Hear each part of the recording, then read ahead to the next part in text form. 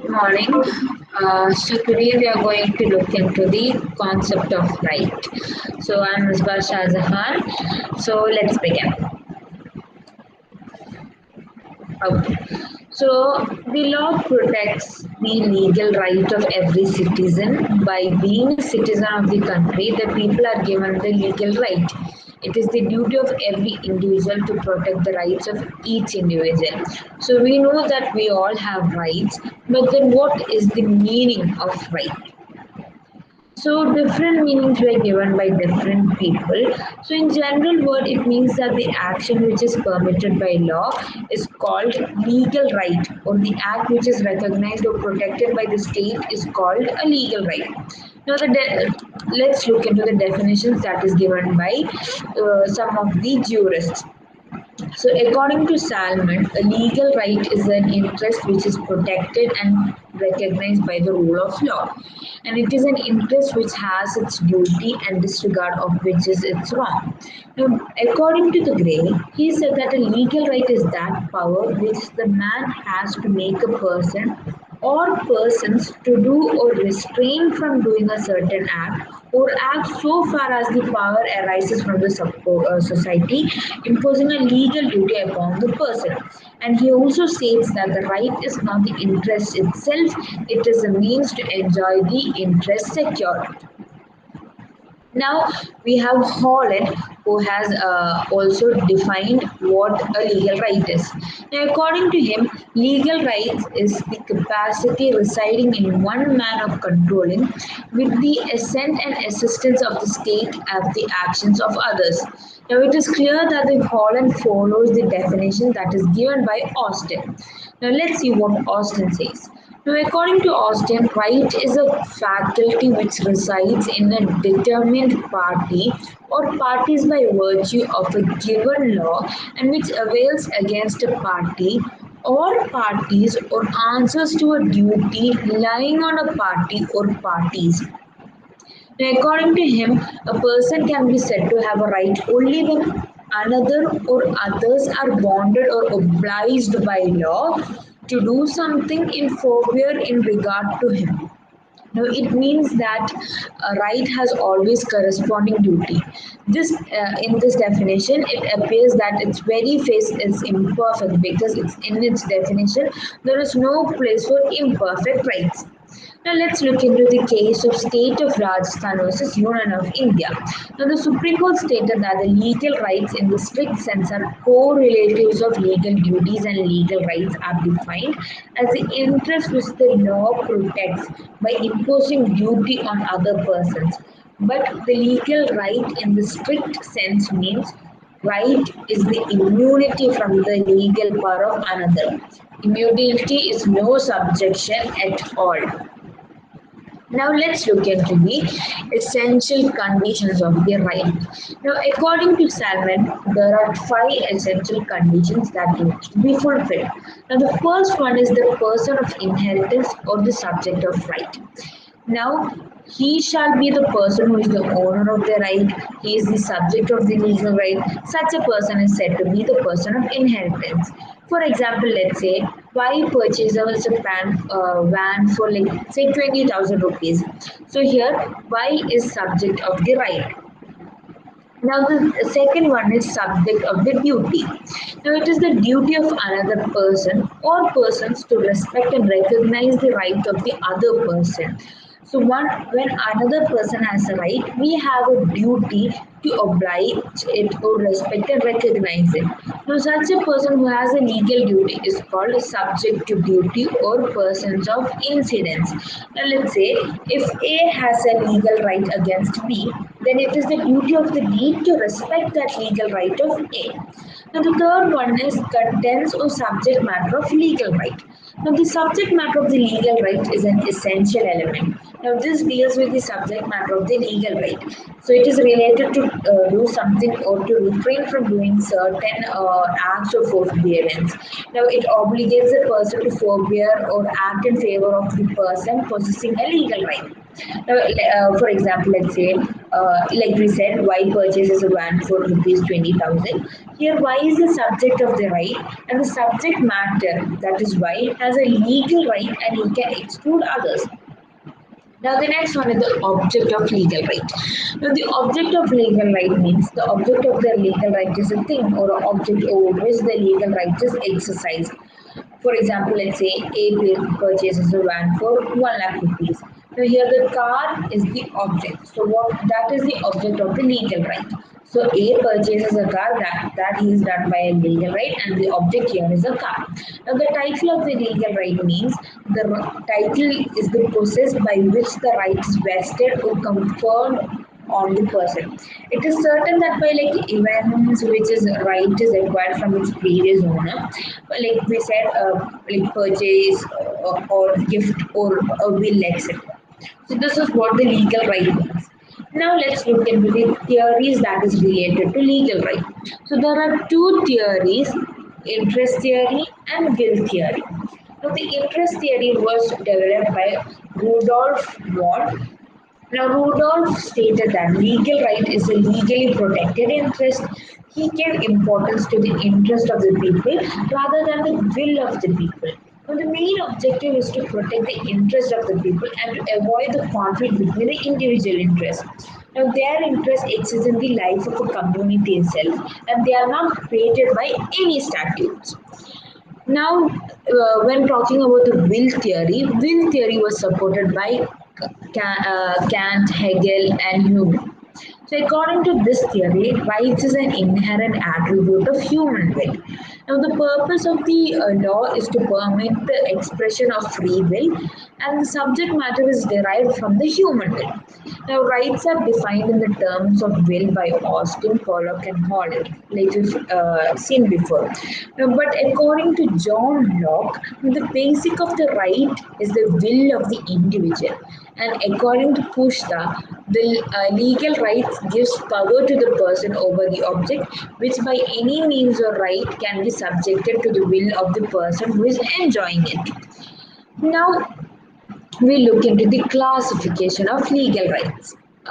So we have perfect and imperfect rights. We have a lot of rights.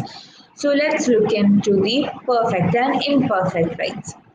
So perfect and imperfect rights means perfect rights are protected and recognized by law, and the suit can be instituted in the court against the wrongdoer for the breach of it. Now, for an example, let's say A has taken a loan from B. Now, B has the duty to pay that loan back to A, and A has the perfect right to claim that loan amount. And if B fails to pay A, then A has the right to file a suit in the court. Now, that is what perfect right means. Now, when we look into imperfect rights are those rights which are neither recognized nor protected by the law. So, let's say if the loan becomes time barred, then he can claim his money back, but it cannot be enforced by law. Now, that is what perfect and imperfect right is. Now, another one is antecedent and remedial rights.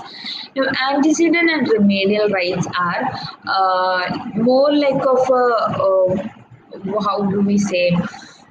I more like it's more like the right that is dealt with the substantive law may either be antecedent or remedial.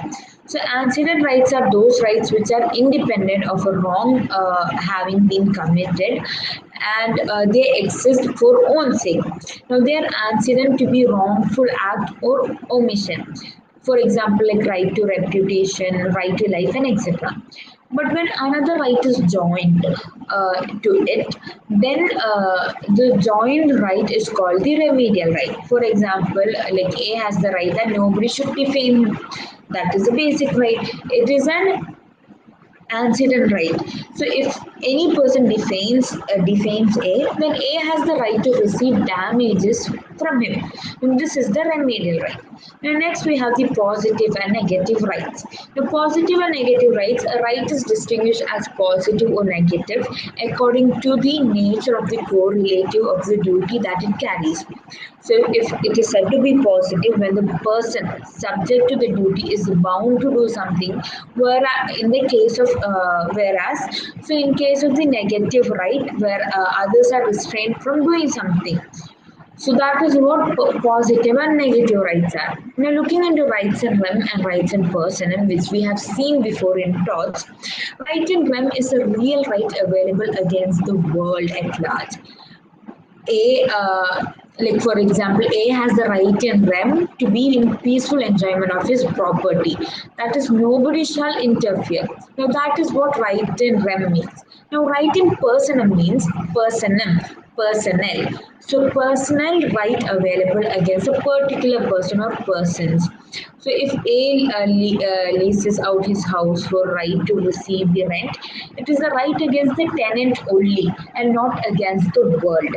So that is what right in rem and right in personal is. Now next is proprietary and personal rights. Now, proprietary rights means that a person's right in relation to his own property. So that is what proprietary right is. Whereas the personal rights are those arising out of the rights relating to the statutes and arising out of contracts. So example of personal right are the, like we said, a reputation, personal liberty, and etc. Now another one is right in repropria and right in aliena. Aliena, yeah. So, re in both the words means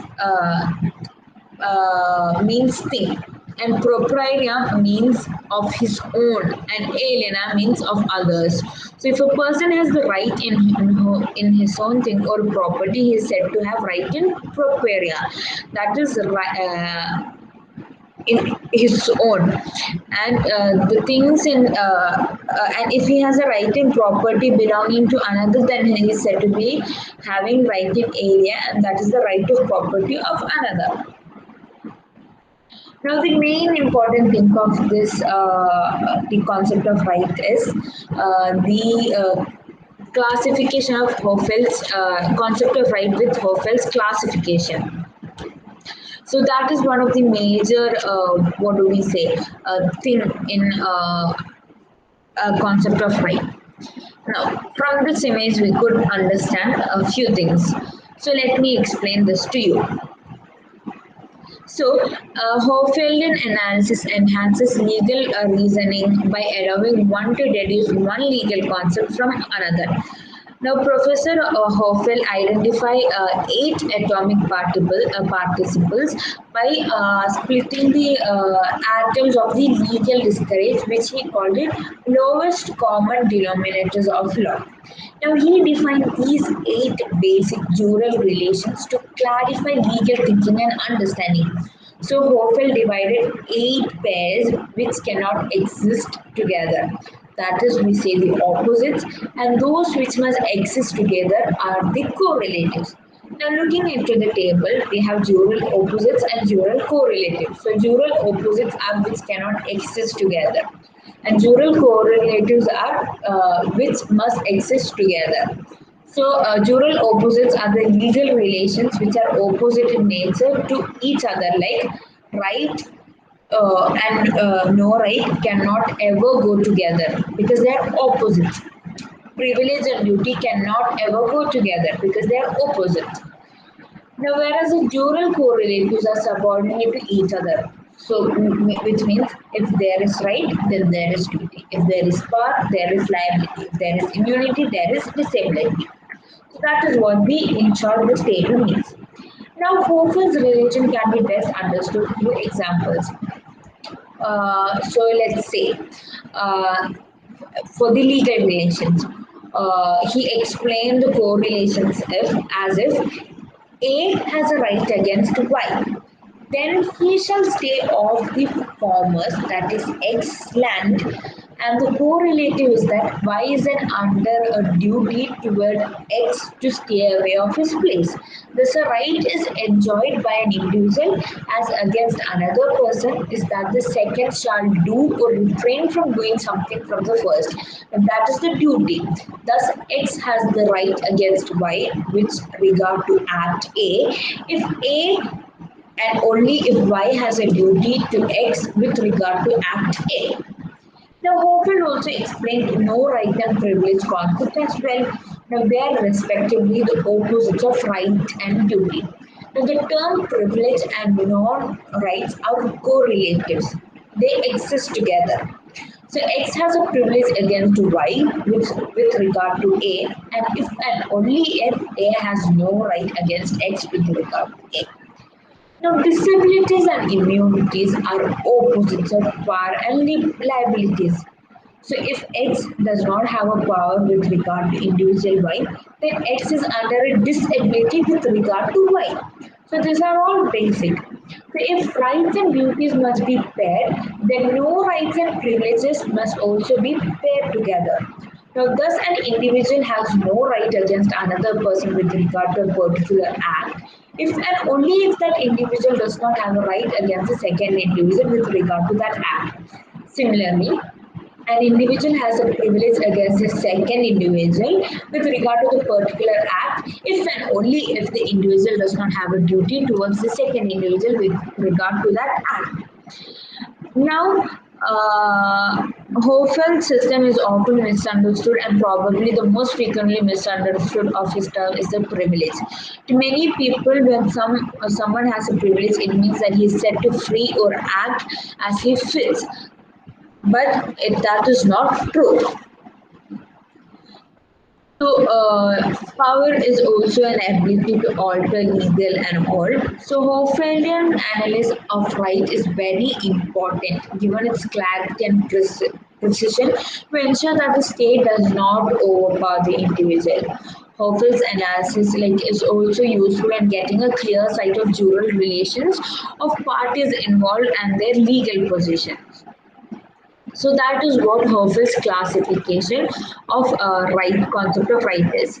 So to conclude, we can say that rights and duties are coexistent. And in the words of Salman, it can be said that no right exists without the corresponding duty. So every duty of the person must be duty towards some person in whom the right is vested. Conversely, every right must be against some person upon whom a duty is imposed. Thank you so much. I hope you understood what the meaning and the concept of right is. Thank you so much.